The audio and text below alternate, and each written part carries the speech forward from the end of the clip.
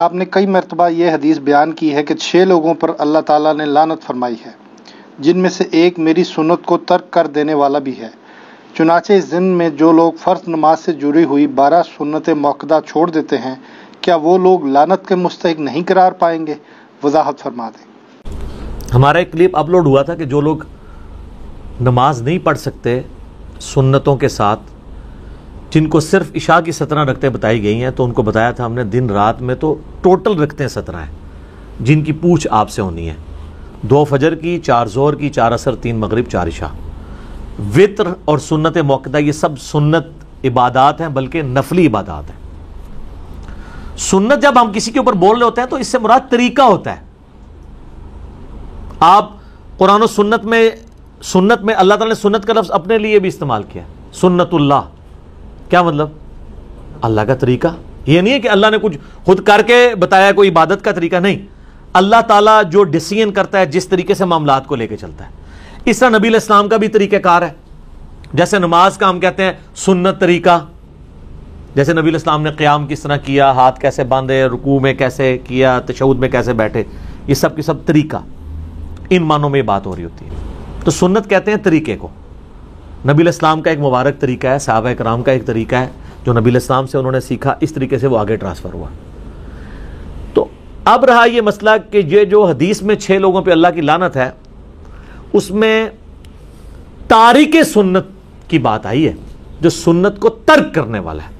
اور عربی لنگوسٹک میں اگر آپ سنت کو ترک کا معنی لینا تو یہ ہوتا ہے اس راستے کو چھوڑ دینے والا۔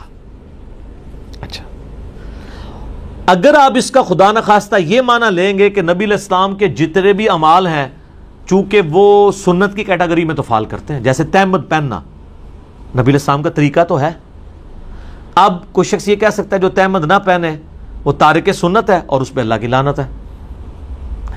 یہ حدیث جامعہ ترمذی میں ہے کہ 6 لوگوں پہ اللہ کی لعنت ہے۔ ترمذی والی روایت کمزور ہے، باقی کتابوں میں اس کی اسناد موجود ہے۔ مشکات میں 109 نمبر حدیث ہے۔ سنت کو حقیر سمجھ کے چھوڑنے والا، سنت سے نفرت کی وجہ سے سنت کو چھوڑنے والا، ایک تفسیر اس کی بنے گی جو محدثین نے کی ہے۔ دوسری یہ ہے کہ اس سنت سے مراد وہ سنت ہے جو سنت واجبہ ہیں، یا وہ سنتیں جو فرائض میں شامل ہیں۔ فجر کی نماز پڑھنا سنت ہے کہ نہیں؟ اپنی انٹینسٹی میں فجر کے 2 فرض ہیں، لیکن طریقے میں جائیں تو حضور کی سنت ہے نا؟ تو فجر کے 2 فرض وہ سنت ہے جس کو ترک کرنے والا لعنت کا مستحق ہے۔ تہمد وہ سنت نہیں ہے جس کو ترک کرنے والا سنت تارک سنت آئے گا۔ تو یہ 3 مفہوم بن جائیں گے۔ ایک ہو جائے گا حضور کا طریقہ، اس کو چھوڑنے والا حقیر سمجھ کے، نفرت کر کے۔ اگر کوئی تہمت سے نفرت کرے گا اس پہ لعنت فٹ ہو جائے گی۔ دوسرا یہ ہے کہ وہ کام تو فرض کر رہا تھا لیکن سنت طریقے پہ نہیں کر رہا تھا۔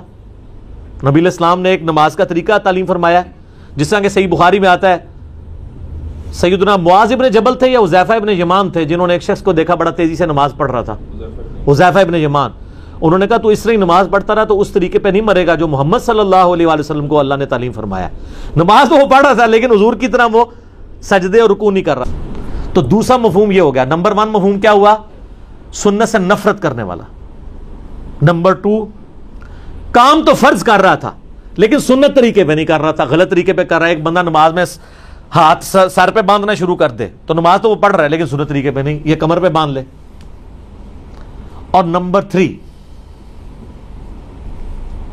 ایسی سنت چھوڑنے والا جو سنت فرض تھی، چاہے حقیر سمجھ کے چھوڑا یا بغیر حقیر کے۔ ایک بندہ کہ میں نماز کو حقیر تو نہیں سمجھتا لیکن سستی کی وجہ سے نہیں پڑھتا، وہ بھی لعنتی ہے۔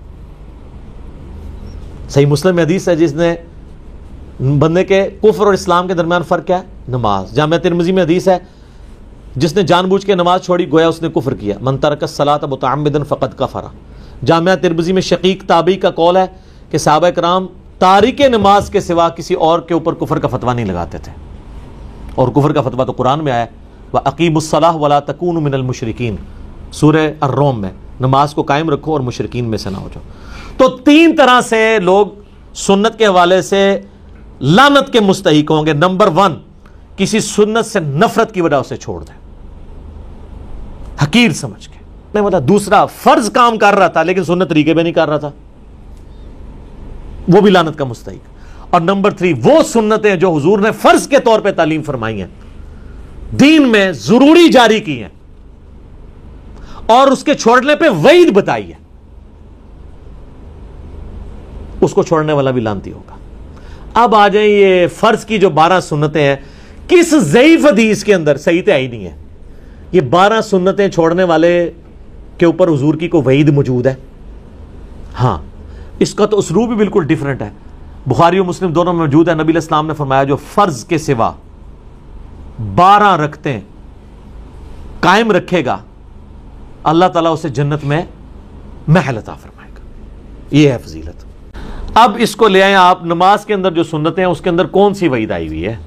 اس میں تو بخاری مسلم میں آتا ہے جو فرض کے علاوہ 12 رکعتیں پڑھ لے گا اسے جنت میں اللہ تعالیٰ محل دے گا، ایک فضیلت کی بات ہے، اور جو نہیں پڑھے گا ظاہر اسے نہیں ملے گا، دیٹس آل۔